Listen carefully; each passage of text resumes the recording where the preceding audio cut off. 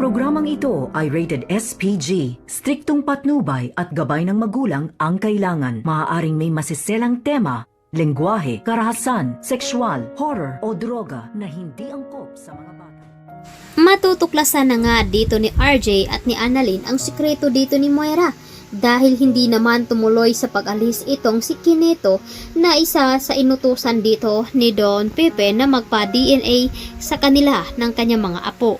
Kaya naman nung malaman dito ni Kineto na nawawala itong si Don Pepe ay agad itong bumalik at nakipagkita ito kay Doc RJ na meron pala siyang kopya sa hawak na DNA result dito ni Zoe.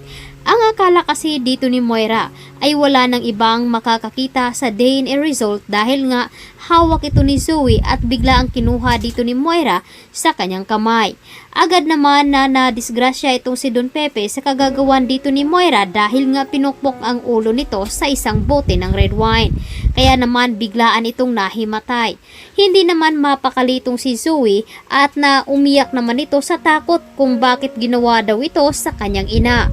Nanginginig sa takot ito ngunit wala na daw choice sila upang mapagtakpan ang sekreto ng kanila at pati siya ay damay dito. Kaya naman naghahanap ng paraan itong si Moira at agad tinawagan si Balaja upang makipag-cooperate dito at patayin ang mga CCTV footage doon sa hotel. Agad naman na nakita ni Annalyn itong si Moira doon sa reception dahil nga humiram ito ng wheelchair. At nagdududa itong si Annalyn na baka nandoon nga itong si Don Pepe dahil nga ay may hawak itong wheelchair at gusto nila itong isakay. Kaya naman agad nilang sinundan itong si Moira. Ngunit sa pagpasok nga nila doon ay hindi na nila ito naabutan dahil nga sumakay na sila ng elevator. Agad naman hinahanap dito ni Annalyn kung saan nga pumunta itong si Moira at Zoe at agad naman nila kinausap ang head upang makita ang CCTV footage. Ngunit naka-lockdown na nga ang lahat dahil nga sa inutos ni Balaja dito ni Moira.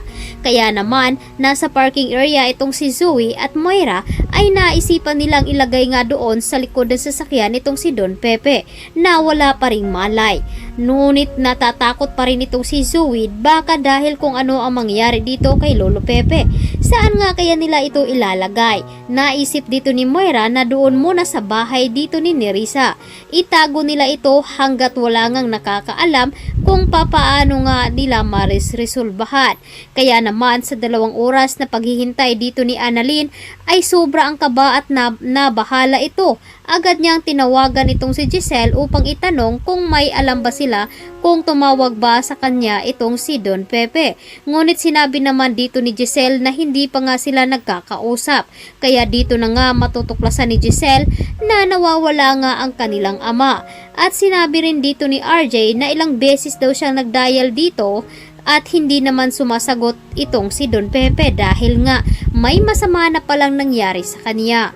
Samantalang sa A-stage naman kung saan ay kinausap dito ni Dr. Enriquez itong si Lynette.